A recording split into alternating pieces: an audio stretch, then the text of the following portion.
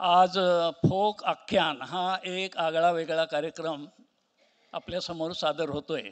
या कार्यक्रमाचे निर्माते रणजित गुगले यांना मी व्यासपीठावर बोलावतो, निमंत्रित करतो आणि आपणा सर्वांच्या वतीनं उद्धवजी त्यांचं स्वागत करतील.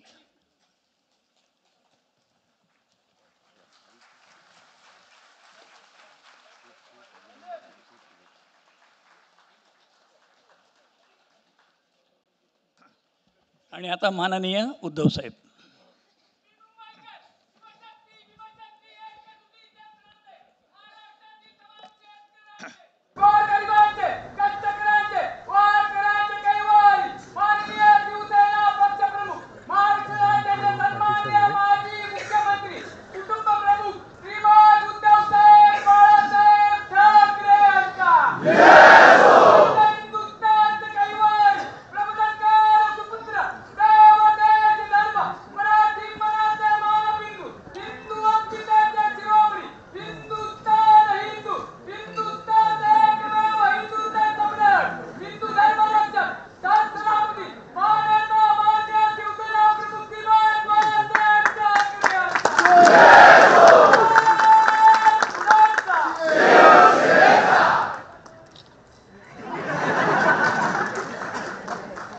जमलेल्या माझ्या तमाम हिंदू बांधवांनो, भगिनींनो आणि मातांनो, 65 वर्षापूर्वी एका व्यंगचित्रकाराने मार्मिक नावाची एक ठिणगी टाकली आणि त्यातून शिवसेना नावाचा वणवा पेटला. आणि तो असा काही पेटला की त्या वणव्यात मराठी द्वेष्टे, महाराष्ट्र द्वेष्टे जळून खाक तर झालेच, पण त्याच शिवसेनेने पुढे जाऊन मुंबईतले आणि महाराष्ट्रातले हिंदू सुद्धा वाचवले. त्या ठिणगीचा, त्या मार्मिकचा आजचा हा 65वा वर्धापन दिन आहे.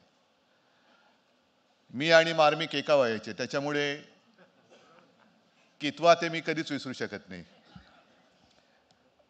पण मार्मिकचं काम अजूनही संपलेलं नाही.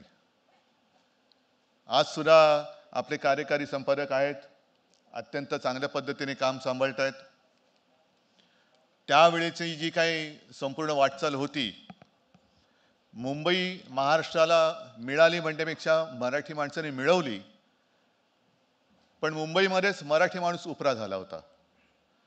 आणि मग शिवसेनेचा जन्म झाला. पुढे काय झाले मी तुम्हाला काय सांगण्याची आवश्यकता नाही, पण तशीच परिस्थिती परत एकदा निर्माण केली जाते. अजूनही मुंबईचा लचका, महाराष्ट्राचा लचका तोडता येईल का, ह्याचा प्रयत्न मध्ये मध्ये चोची मारून केला जातोय. मग तो हिंदी सक्तीच्या निमित्ताने असेल किंवा मुंबईचं महत्त्व मारण्याच्या निमित्ताने असेल. हे प्रयत्न काय थांबलेले नाहीत. आणि हे प्रयत्न जोपर्यंत थांबत नाही, किंवा मी असं म्हणेन की या प्रयत्न करणाऱ्यांना जोपर्यंत आपण संपवत नाही, तोपर्यंत मार्मिक आणि शिवसेनेचं काम कधी थांबणार नाही.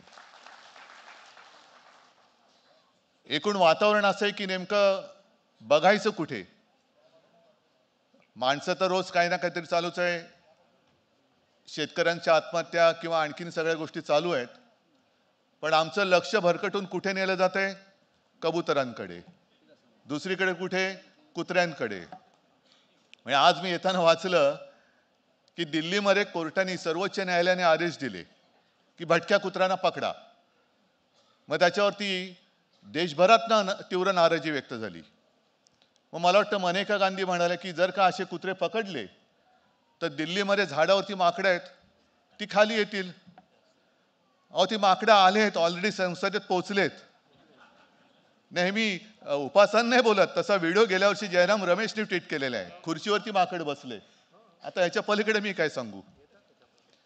पण विशेष म्हणजे आता येताना मी बातमी वाचली की आपले सरन्यायाधीश आहेत गवई साहेब, त्यांना खरंच धन्यवाद द्यायचे की देशभरातून भटक्या कुत्र्यांच्या त्या निर्णयाच्या विरोधात एक असं संतापाची लाट निर्माण झाले. आणि त्यांनी मत व्यक्त केले की जरी यापूर्वी सर्वोच्च न्यायालयाच्या खंडपीठाने याबद्दल निर्णय दिलेला असला तर मी स्वतः त्यात लक्ष घालेन. याला म्हणतात कर्तव्यदक्ष सरन्यायाधीश. त्याच सरन्यायाधीशाने मी हात जोडून विनंती करतोय की आपल्या सर्वोच्च न्यायालयाच्या उंबरठ्यावरती देशातली लोकशाही तडफडते. 3 वर्ष झाली, 4 वर्ष झाली, कधी प्राण सोडेल सांगता येत नाही. 1 झाले, 2 झाले, 3 झाले, आता आपण चौथे बसलेला आहात. त्या लोकशाहीच्या तोंडात जर का वेळेवर न्यायाचं पाणी नाही दिलं तर देशातली लोकशाही मरेल. त्याच्यामुळे खंडपीठ कुठलंही असलं तरी आपण त्यात देखील लक्ष घाला, ही मी हात जोडून विनंती करतो आहे. हात जोडून विनंती करतोय. बाकी सगळं ठीक, आनंदात चाललेलं आहे. नोकऱ्या नाही आहेत तरी सगळं चांगलं चाललंय.